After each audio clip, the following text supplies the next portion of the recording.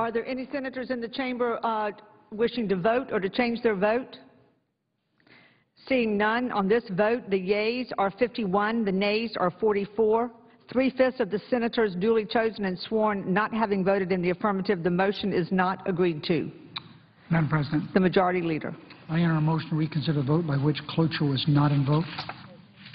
The motion is entered. The Senator from Rhode Island. Madam President, I ask unanimous consent that Senator Inhofe be recognized for 15 minutes for his remarks regarding the law of the sea, that Senator Shaheen and Senator Klobuchar then be recognized, and that for the duration of today's session, senators then be permitted to speak for up to 10 minutes each. Without objection. Madam President. The Senator from Oklahoma. Madam President, I am about to make a major announcement that I think is very significant and hopefully would give us more time to attend to some of the problem areas that we're trying to attend to, such as the Defense Authorization Bill, sequestration, the expiring tax cuts, and all of the spending bills. And the announcement I would make is that we now have a letter containing 34 signatures of those who say that if you bring up the ratification of the Law of the Sea Treaty this year, that we would oppose it. So we actually have 35 such signatures. I want to make a couple of comments. I was going to talk for a little longer, but I know that there are a lot of people wanting to get the floor, and so I'll try to do this in a shorter period of time. First of all, I've been involved in this treaty for a long time, way back during the Reagan administration. This treaty that was actually first negotiated back in the 1970s was defeated for a variety of reasons. And a lot of people are saying that the reasons that Reagan opposed it at that time have been answered, and that's just flat not true. Ambassador James Maloney, who renegotiated the lost treaty during the Reagan administration, stated, and I'm quoting now, "All the provisions from the past that make such a new world order outcome possible, indeed likely, still stand. It is not true, as argued by some and frequently mentioned, that the U.S. rejected the convention in 1982 solely because of technical difficulties with Part 11, that's a seabed mining portion of it. The collectivist and the redistributionist provisions of the treaty were at the core, and they're still there today. I think it's important to recall what happened in 2004. In 2004, when Republicans were a majority, I chaired the committee called the Environment and Public Works Committee. I was also one of the senior members of the Senate Armed Services Committee.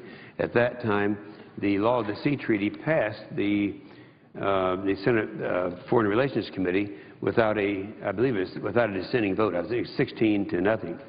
And so we started having hearings before the two committees that were my committees, the Environment and Public Works Committee, talking about how this would subject us to other countries imposing their will on us, as well as the ramifications of that would affect the Senate Armed Services Committee. As a result of that, of course, we recall it was defeated. Well, we have this happening again. I do appreciate Senator Kerry and his efforts to get this through. We have had several hearings. They've been pretty lopsided. I believe the count today is there have been 16 witnesses supporting it and some 4 witnesses opposing it. That's not really important because I think it's worth mentioning a couple of things about it, but then actually going into the detail as to why, if it is brought up, it could not be ratified during this year or during a lame duck session.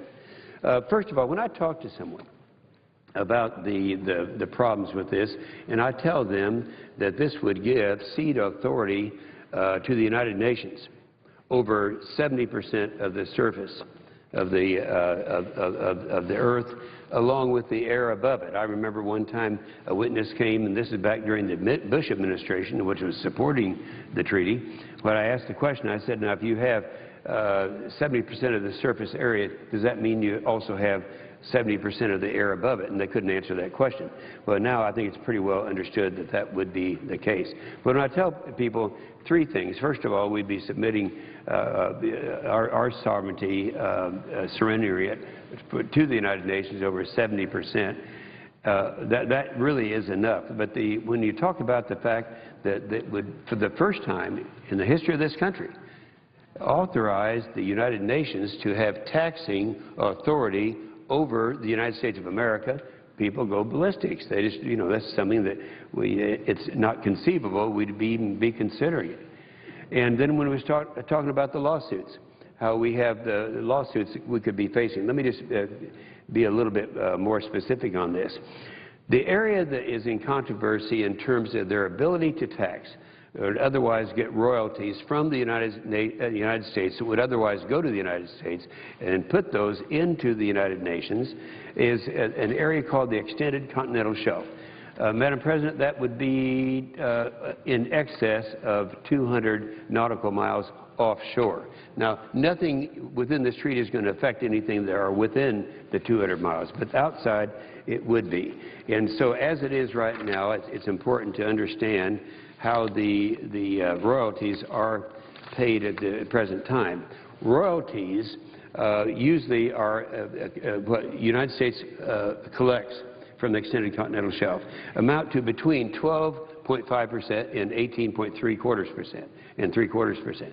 And the reason that it's disparity between those is because the royalties go along with how much money can be made out there if things go well, how deep it is, how far out it is, how expensive it is to drill, and all of that. So the range is always, the United States currently collects is between 12.5% and 18.75% from the extended continental shelf.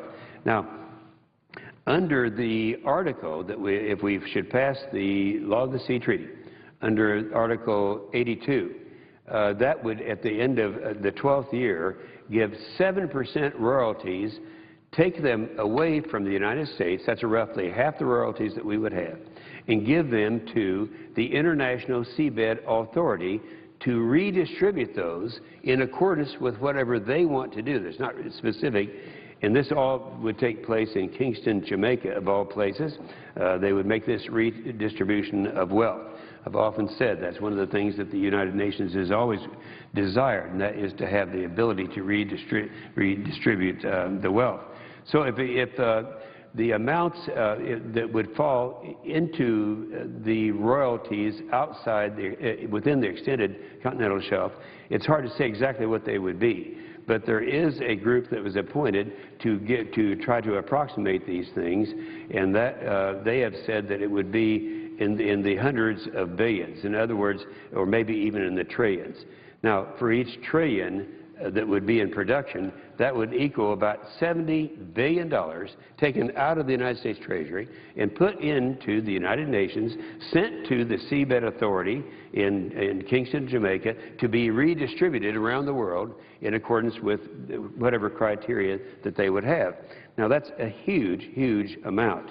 And it's very, very significant, and it is specific that we would lose up to 7%, when the figure would be 7% after the 12th year, a very significant amount. When you stop and think about what we're talking about right now, trying to do something to come up with $1 trillion in the next 10 years, and all the discussion that's taken place, all of a sudden you have an amount that could come close to equaling that just from losing our royalties that would otherwise come to the United States of America.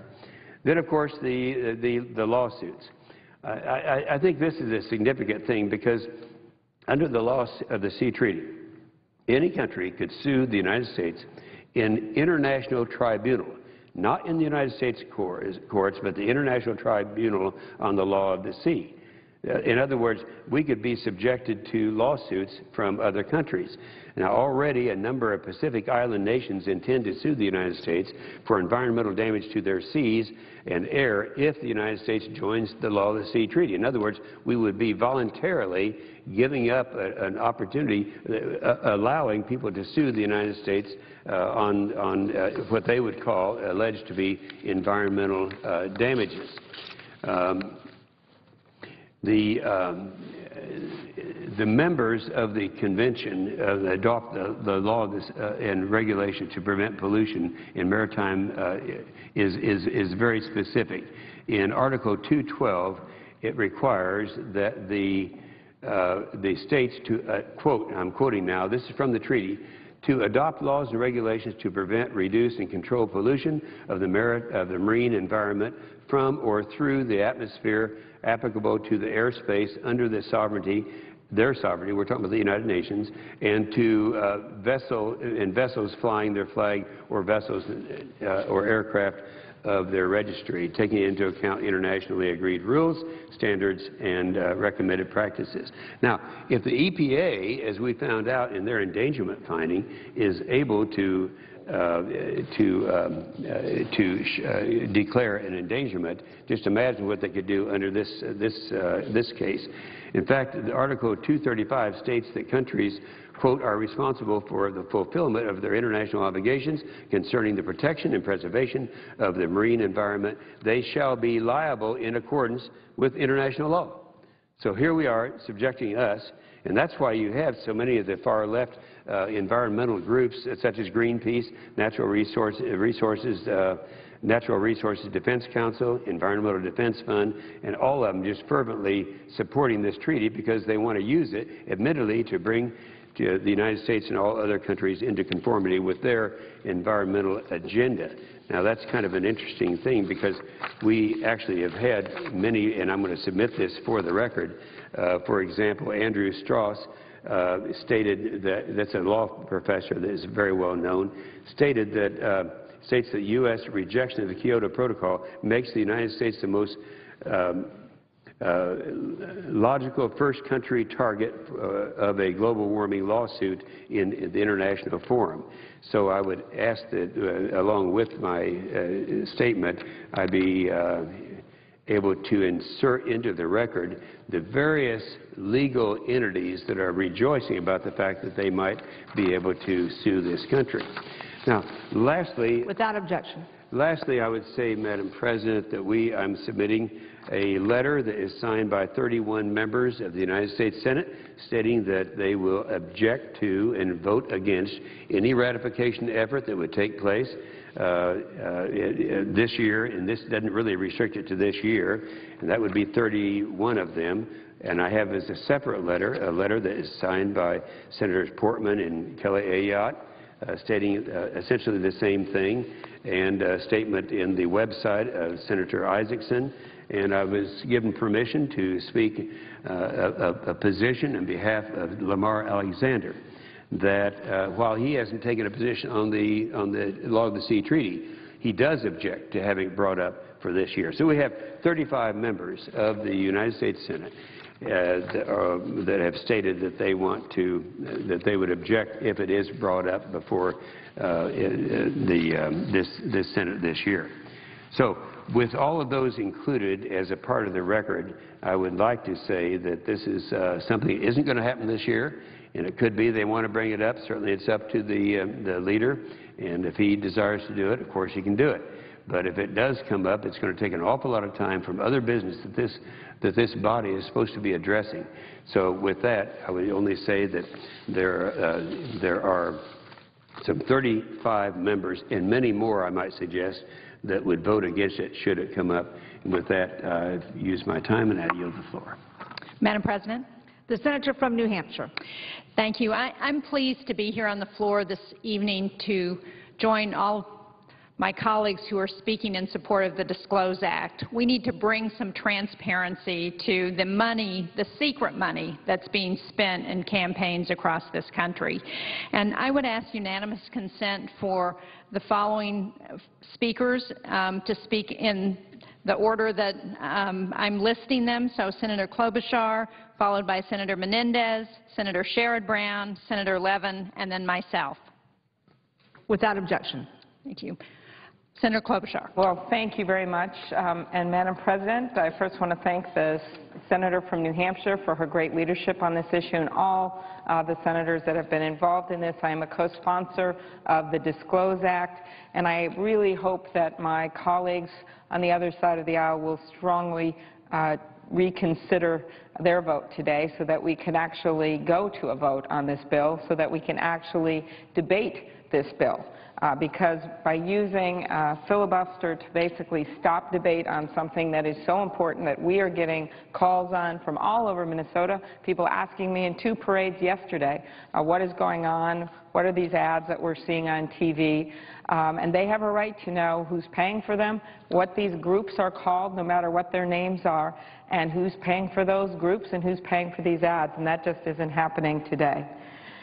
I'm here to focus today on the public's distrust of our political process and our need to ensure that the American people have a government that's responsive to their concerns. Free and fair elections in which every American has the right to make their voice heard at the voting booth are really the cornerstone of our democracy. Yet in the wake of the Citizens United decision, a flood of special interest spending has undermined the faith of the American people in our elections. By loosening the rules on campaign spending, Citizens United has led to a torrent of negative ads funded not by concerned citizens participating in democracy, but by unlimited special interest money. I don't think we thought we'd see the day with all the reforms that had been made where one billionaire can just write a $10 million check or a $20 million check.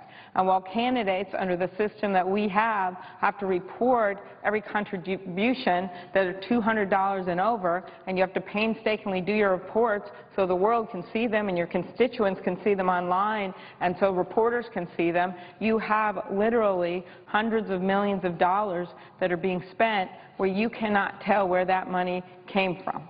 That is just not right. This type of campaign spending moves the focus of our elections away from the real issues facing American families. But worse, this unprecedented involvement of special interests in our political process has convinced the American people that there's something wrong with how we conduct elections. And there is. Americans can see the increased role that special interests and even individual billionaires are playing in politics, heightening their suspicions that Washington works only for the powerful. I hear constantly from the people of my state who believe justifiably that the more money outside groups spend, secret money that they're spending on these campaigns, the less that their voices are heard. We cannot continue to allow faith in our democratic process to be eroded by the secretive influence of outside money. That's why I'm a co-sponsor of the Disclose Act. The Disclose Act heeds the wisdom of Justice Louis Brandeis that sunlight is the best disinfectant and will bring accountability and transparency to the special interest money that's inundating our elections and inundating the airwaves. The Act requires that certain organizations, including corporations, unions, Section 527 political groups, and so-called super PACs, declare their campaign spending above a certain dollar amount. The Act will ensure that Americans can find out the sources of funding for advertising that they see.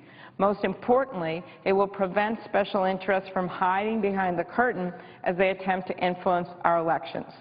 And by setting the reporting threshold at $10,000, this carefully crafted act that we just voted to go ahead with, and unfortunately were blocked by a filibuster, this carefully crafted act ensures that small businesses and other organizations will not be unduly burdened, and that only significant political players will have to report their spending.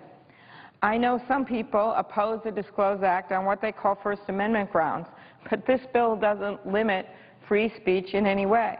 I don't agree with the notion that contribution limits and other restrictions on campaign spending are a threat to free speech. But even if you were to accept that argument, this bill does nothing to impact free speech. It does not contain any limits on contributions or spending or make any changes to our campaign finance system, as much as I think we need to do that, and in fact, I think the best way to do that is a constitutional amendment. But that's not what we're talking about today. We're talking about a simple bill called the Disclose Act, which will ensure more transparency so you know what billionaire is spending how much money in your state on the ads that you're seeing on TV.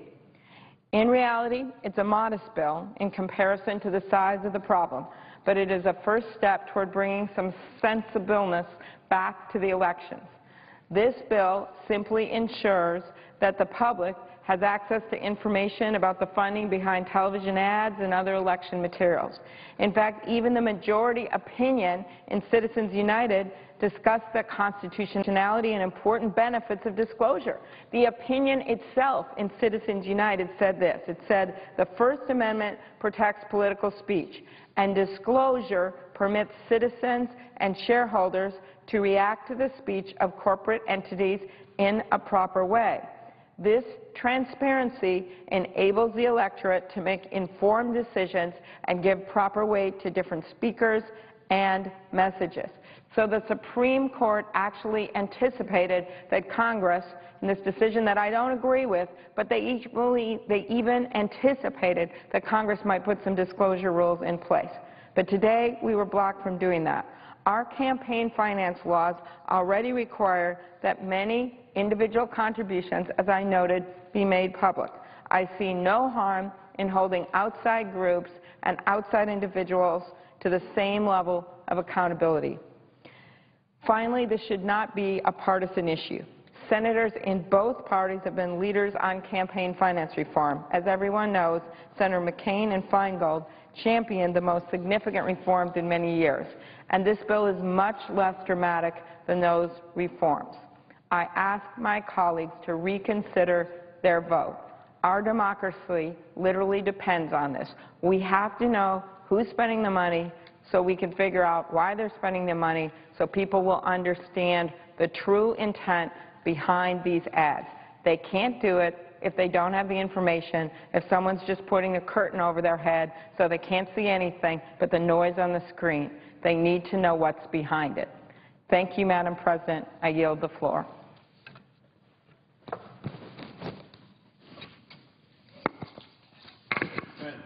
The Senator from New Jersey. Madam President, I am pleased to join my colleagues in speaking about the Disclose Act and why this is so critically important for our democracy, and I appreciate the leadership of several of our colleagues in this respect. For the last 2 years, our democracy has been hijacked by powerful special interests. And tonight we had the opportunity to begin repairing the fabric of our nation's democracy before permanent damage is done. Unfortunately, Republicans decided not to put our democracy back on the right track. Out there in this presidential election season, murky special interests are spending unlimited amounts of corporate money.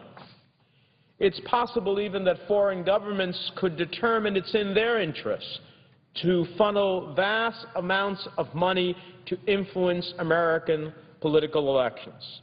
Think about, Madam President, a country that does currency manipulations, that violates trade agreements, that steals intellectual property rights. Those of us who oppose those actions of countries who take those type of actions against the national economic interests of the United States could easily see that money flow through U.S. subsidiaries that ultimately would end up in campaigns to say we do not want this member of Congress who is standing up for the interests of the American middle class and American businesses against our interests to be able to continue to manipulate our currency, to be able to continue to steal intellectual property rights, to be able to continue with impunity to violate trade agreements. That's possible as the law exists now. And, Madam President, I think we have a patriotic obligation to protect our electoral system from that kind of influence. These anonymous, secretive interests, mostly corporate, aren't spending money because they want to feel like a part of the process. They're spending money for a purpose. They have a reason and, no doubt, a self-interest. You don't spend tens of millions of dollars without having an interest, without having a self-interest. Is this what our founding fathers had in mind? We should know who they are and what their agenda is. Since the Supreme Court made its ruling in Citizens United, allowing corporate interests to spend money unlimitedly The money has been more than trickling in. No, the money has been a torrent, a tsunami of unlimited cash.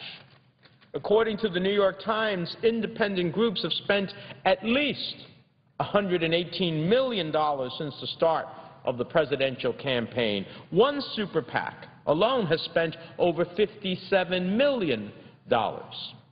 And if you don't believe me, listen to Michael Toner. He's the former chairman of the Federal Election Commission who said, quote, "I can tell you from personal experience, the money's flowing. The money's flowing." And this begs the question, where is this money flowing from and where is it going? Who's behind the cash? And what's to prevent foreign government interests to be influencing our elections? What's to stop foreign influence in American elections other than complete disclosure? If corporations are spending money to influence elections, it's for the sole purpose of improving their own bottom lines. And this undermines the very essence of our democracy, where individual citizens are the ones who should determine the outcome of elections, not murky, shadowy, multi-billion-dollar corporate interests, or worse, a foreign government. Disclosure, full disclosure. That's what we need, and it's what we should demand before the people lose control of our electoral process. That's why I introduced another bill, the Shareholder Protection Act, a common-sense proposal that gives real people a say in the process. If the Supreme Court's position, which obviously is the law of the land, is that a corporation's money belongs, a corporation is a person and therefore can go ahead and spend in federal elections, well, since the corporation's money belongs to the shareholders, it's only right that they have a voice on how their money is going to influence elections. My bill would require shareholder approval of corporate political spending. This basic step will ensure that corporations' political activities actually reflect the will of their shareholders. If, as the Supreme Court ruled, corporations have free speech rights, then their shareholders should have control of that speech. The Shareholder Protection Act does that by giving shareholders the opportunity to exercise their free speech rights.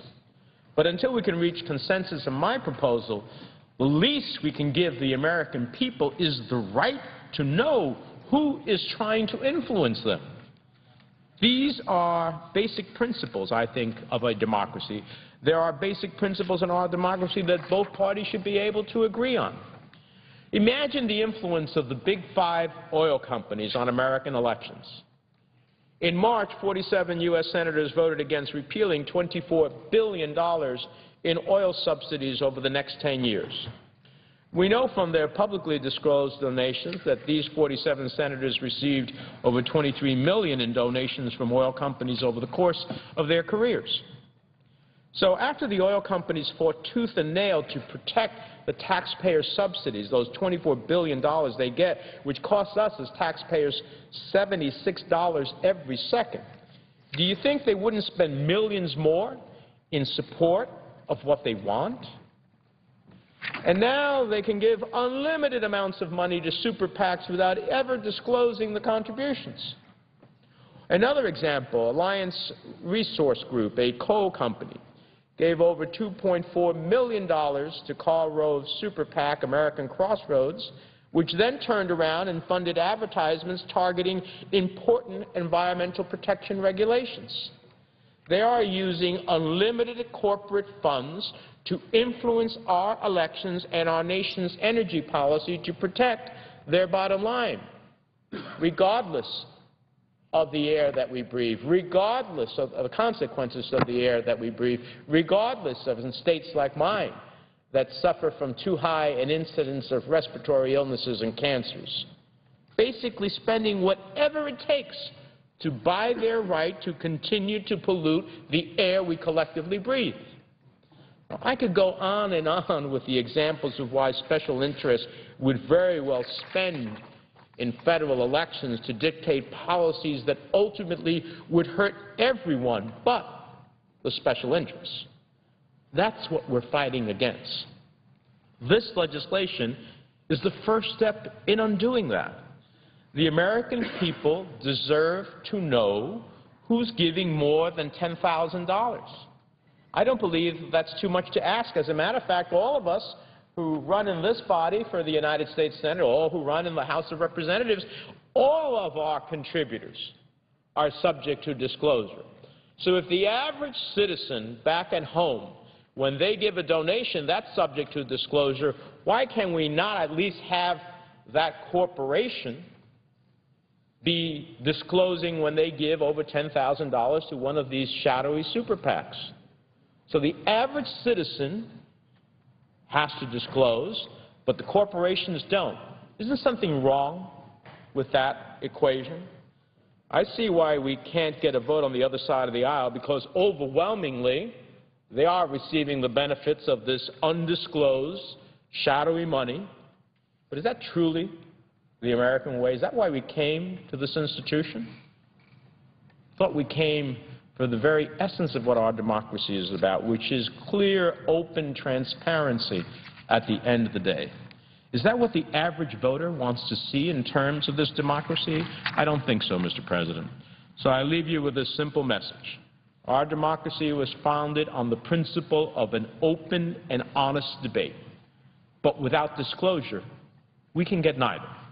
All we get is commercials on television that we don't know who's paying for them. We don't know what their interests are. We only know the negativity that flows from it. But we get none of the people behind it, none of the corporations behind it.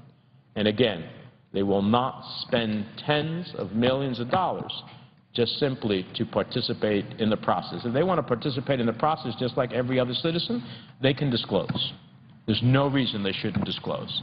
No reason why any company spending money and wants to make the case that we think this is good public policy, fine, let them disclose. But to vote against disclosure as a simple element of preserving our democracy is beyond my comprehension. And I hope that as the electorate sees these advertisements without disclosure, that they will say to themselves, who are the people behind these advertisements? Where is all these millions of dollars coming from? And what is it that they want for their money? When we ask those questions, in the absence of the disclosure we simply want, I think we'll come to understand who are these shadowy figures and what they really want. That's why we should pass the Disclose Act, and I hope we'll get another chance to get our colleagues to reconsider. With that, Mr. President, I yield the floor.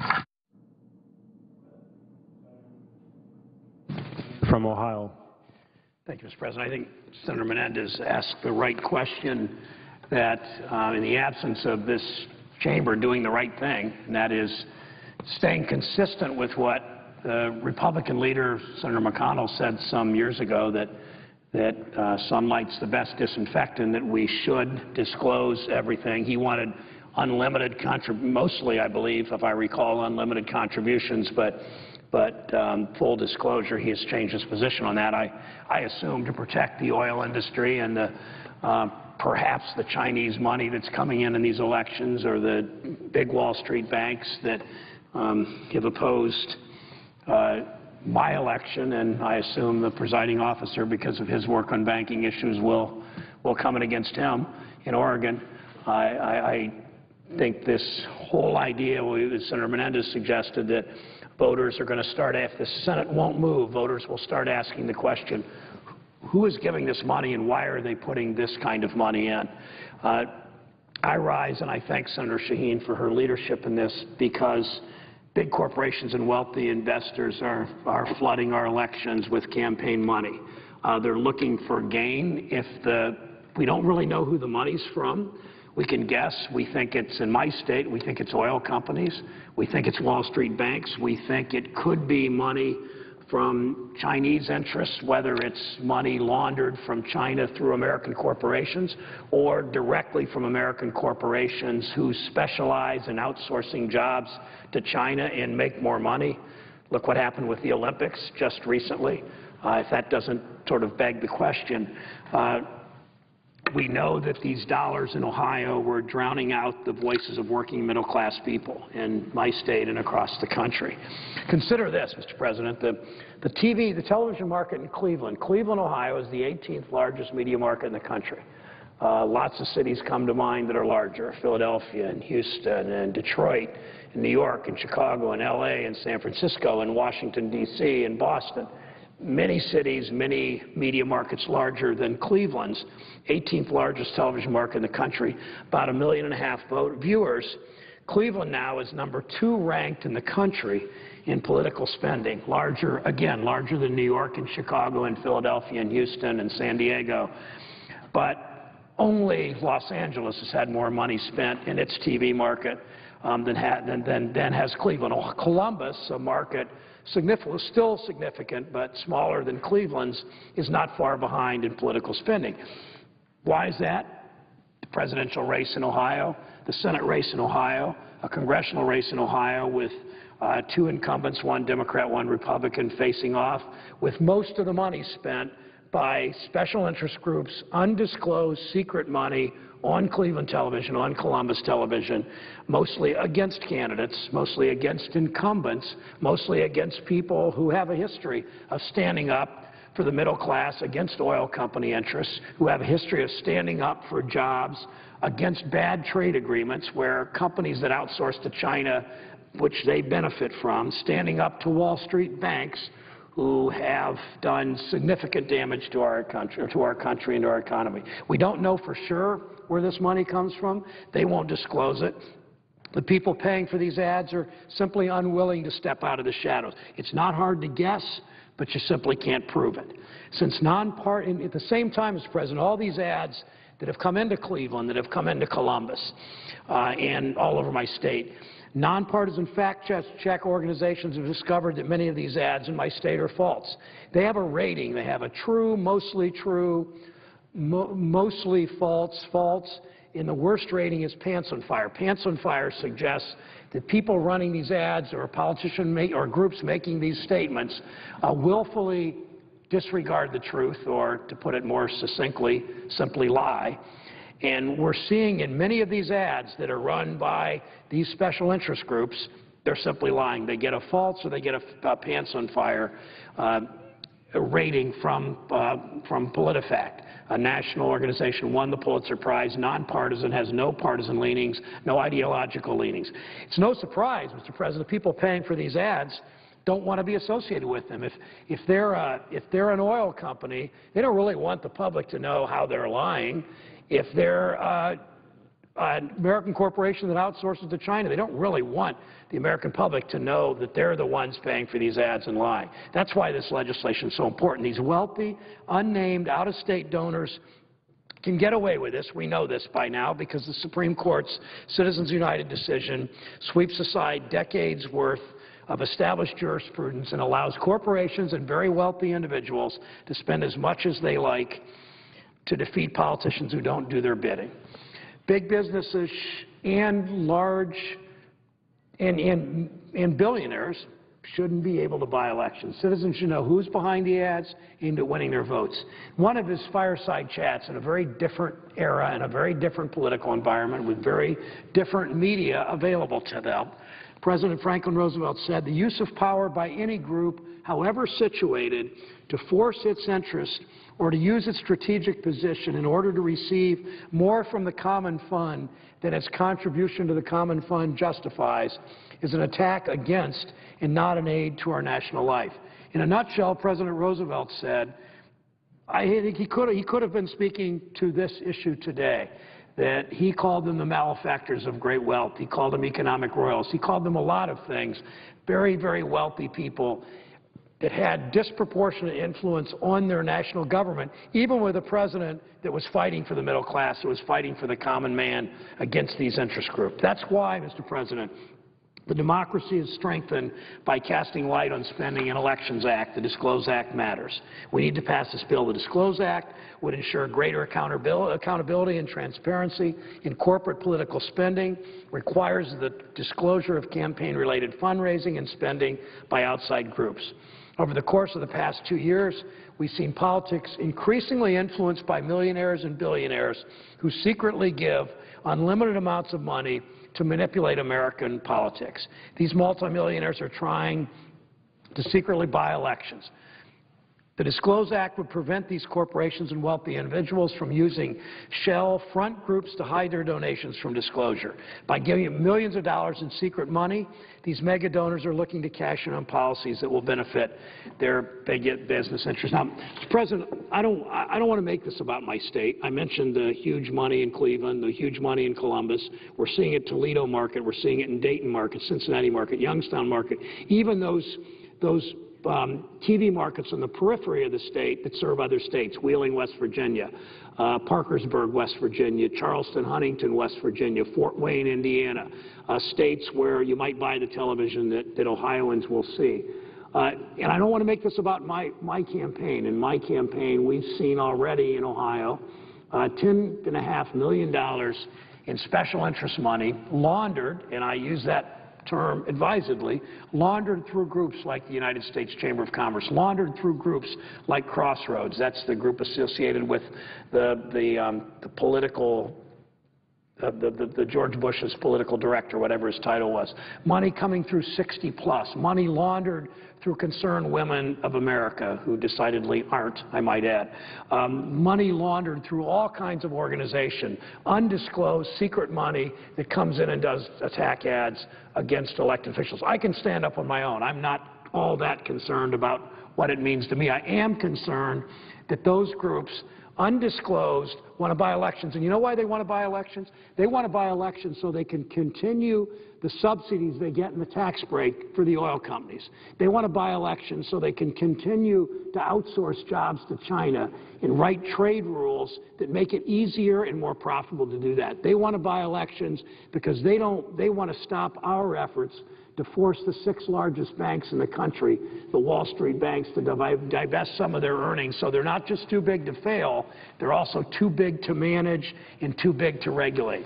They want to buy elections, these outside groups, because they want to continue the preferential treatment they get in this Congress when they're drug companies, and to stop generic drugs and to stop negotiation directly with the drug companies to save money for seniors for their pharmaceutical drugs. That's what they have at stake.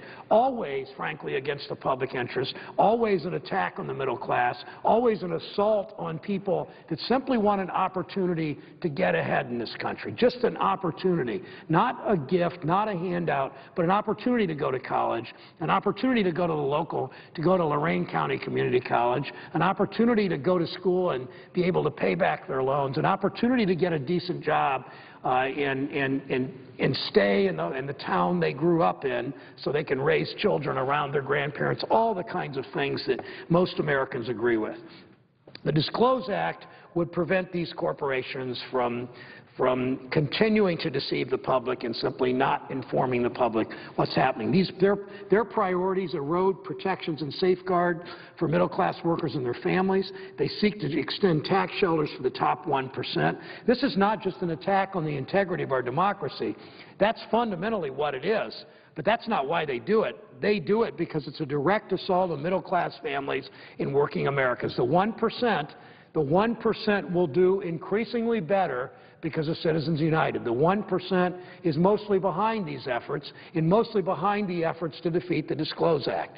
Democracy demands openness in the public square, in our public conversations, and in when that most sacred democratic tool, our elections.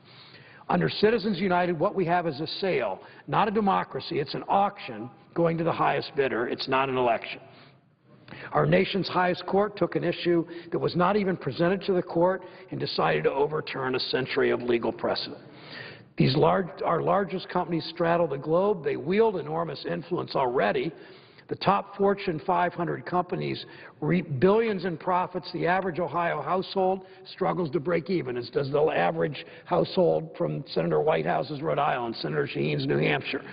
The largest corporations leverage their enormous economic power into seemingly unchecked political clout. 2011, corporations spent $3.3 billion lobbying Congress to influence legislation. $3.3 billion to lobby Congress, exerting far more influence influence on our political process than they should. We know they spent this $3.3 billion because they were required by law to disclose what they spent. My guess is if that law didn't exist, that they had to disclose what they were spending on lobbying, that some of my colleagues would vote against disclosure for them, what they're spending to influence. So they spend $3.3 million to lobby. They spend hundreds of millions of dollars in elections. They work to pull back voter rights, to repeal and roll back voter rights. The senator has used 10 minutes. Okay, now I will wrap up. Thank you. If I could have unanimous consent for another 1 minute, Mr. President. Without objection. Thank you, Mr. President. We have no idea, though, what these groups are spending as they try to undermine our election system. What we know is that corporations and roving, if I could use that word, front groups are already pouring hundreds of millions into campaigns. The Disclose Act can help clear these murky waters.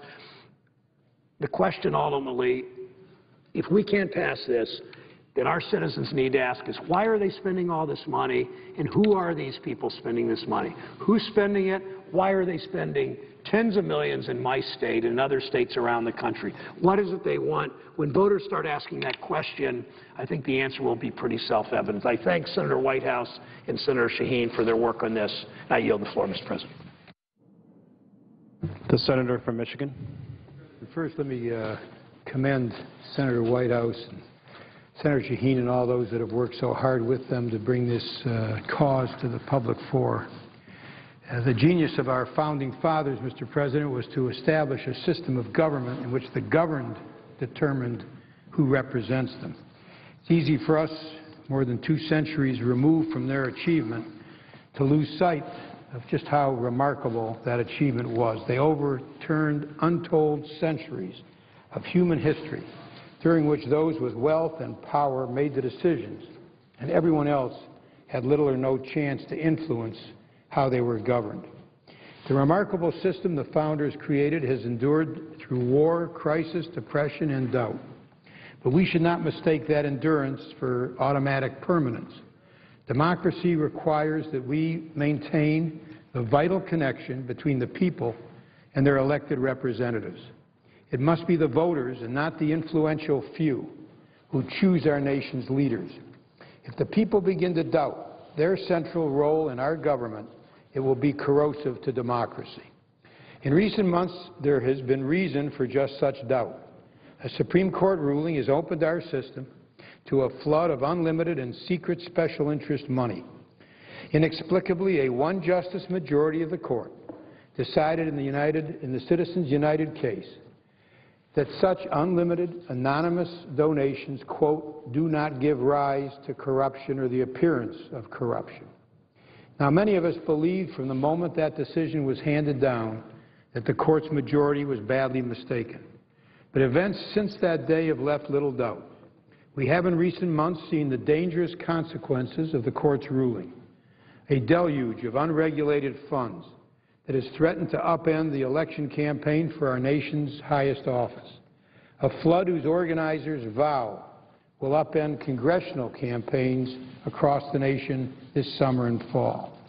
Through super PACs and through supposedly regulated, but in fact actually unregulated nonprofit organizations, the conduits through which this flood of secret money flows, millionaires and billionaires already have made massive donations to fund a barrage of attack ads, drenching and smothering the voices of those who are to make the decisions in our democracy, the people. According to the Center for Responsive Politics, an independent watchdog group, as of mid-July, these super PACs have raised more than $244 million to influence elections.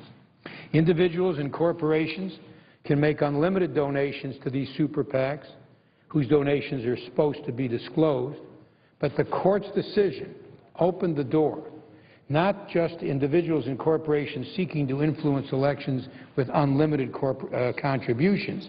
This ruling, combined with the IRS's failure to strictly enforce our laws on the operation of nonprofit groups organized as social welfare organizations under Section 501c4 of the Internal Revenue Code, allows them to seek this influence with spending that is only not unlimited, but is also secret.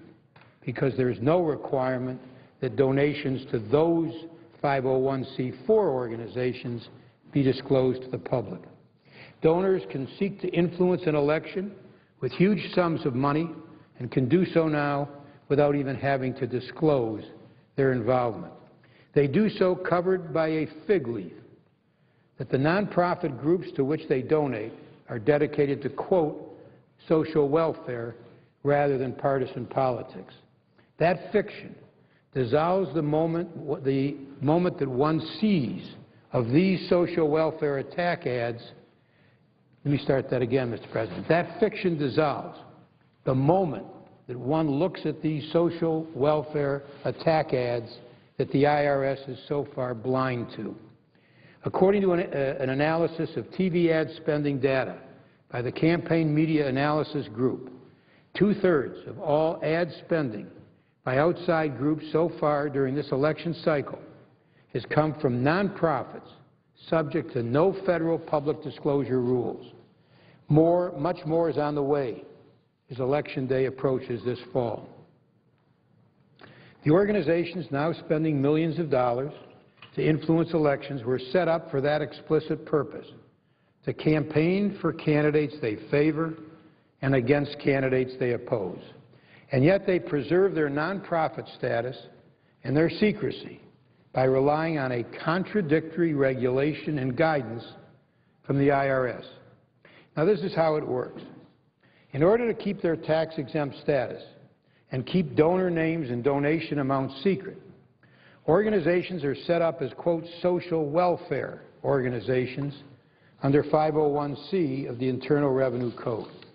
For example, 501c4, which is a very popular section of the code for these organizations to claim, requires that an organization be operated, quote, exclusively, I repeat, quote, exclusively for the promotion of social welfare, close quote. Yet in the regulation implementing this statute, the IRS says, quote, an organization is operated exclusively for the promotion of social welfare if it is primarily engaged in promoting in some way the common good and general welfare, close quote. Under this regulation, according to the IRS, to qualify as, quote, exclusively dedicated to social welfare, you need only be, quote, primarily interested in social welfare. That doesn't fit any reasonable definition of exclusively that I know of. Now, I've expressed my concern to the IRS about this. I pointed out to the IRS that the IRS took a stand on this issue once before. In 1997, it denied nonprofit status to an organization called the National Policy Forum.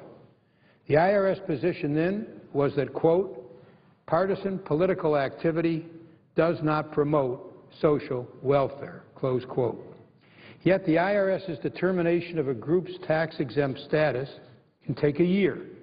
Therefore, even if the IRS determines that these organizations are not legitimately, quote, social welfare organizations, it will likely be too late. The secret money will have already been donated and spent, and the elections will be over. The contradiction in the IRS regulation is reflected in IRS literature designed to guide the operation of nonprofits. IRS officials pointed me to information on the agency's Internet that states, quote, the promotion of social welfare does not include direct or indirect participation or intervention in political campaigns on behalf of or in opposition to any candidate, close quote. But in the very next sentence on that same website, the guidance says, quote, a social welfare organization may engage in some political activities, so long as that is not its primary activity, close quote. So that contradicts the plain assertion in the previous sentence that, quote, social welfare advocacy does not include campaigning. It also then leaves open the question of the definition of primary activity. An IRS publication on nonprofit organizations contains the same contradiction. It says promoting social welfare does not include direct or indirect participation or intervention in political campaigns on behalf of or in opposition to any candidate for public office. However, it goes on to say, if you submit proof that your organization is organized exclusively to promote social welfare, it can obtain an exemption from taxes even if it participates legally in some political activity on behalf of or in opposition to candidates for public office, close quote. Now that makes no sense. If partisan activity does not meet the IRS definition of, quote, promoting social welfare, how can an organization that participates in partisan activity possibly be, quote, organized exclusively to promote social welfare? So rather than providing clarity, the IRS is perpetuating ambiguity, and it should promptly end this ambiguity. But, Mr. President, we also have a responsibility to act.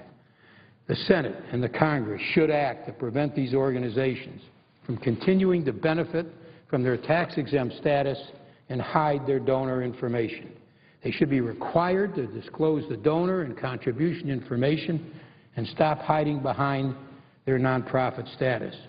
The facade of these TV ads not being partisan politics needs to be swept away. It's that simple. We've seen repeatedly the corrosive effects of secret money on the political process. We need to look to history, including modern history, Watergate scandal, the single incident in modern U.S. history that most damaged public confidence in honest government involved burglaries and... The Senator's 10 minutes are expired. I would ask just for an additional 2 minutes. Unanimous consent for additional 2 minutes. Without objection.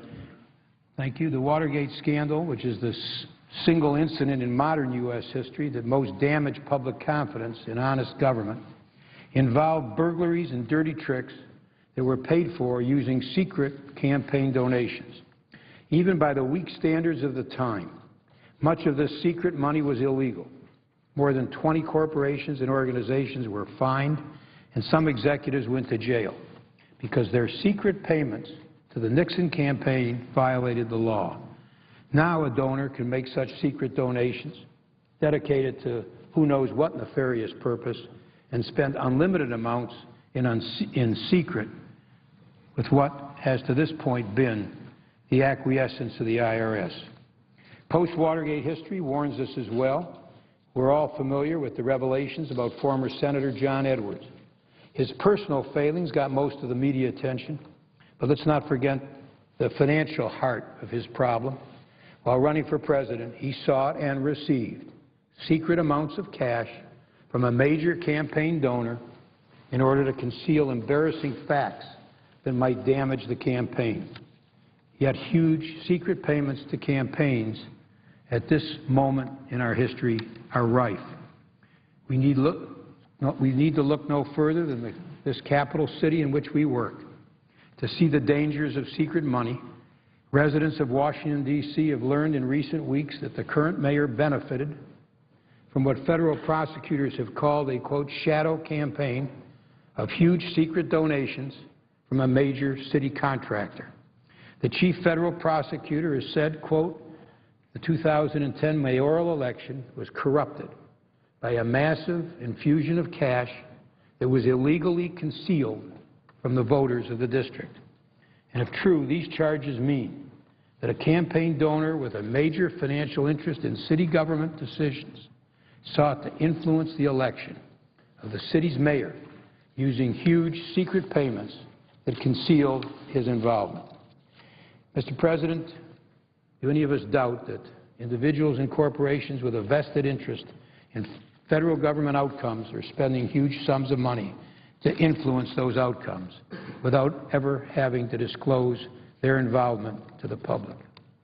People may go to jail for such spending in the Washington, D.C. election, and yet secret spending is common practice in campaigns for the highest offices in our country. Mr. President, I would ask a unanimous consent that the balance of my statement be inserted in the record at this time. Without objection. And again, I want to thank Senator Whitehouse and his colleagues who have taken the lead in bringing this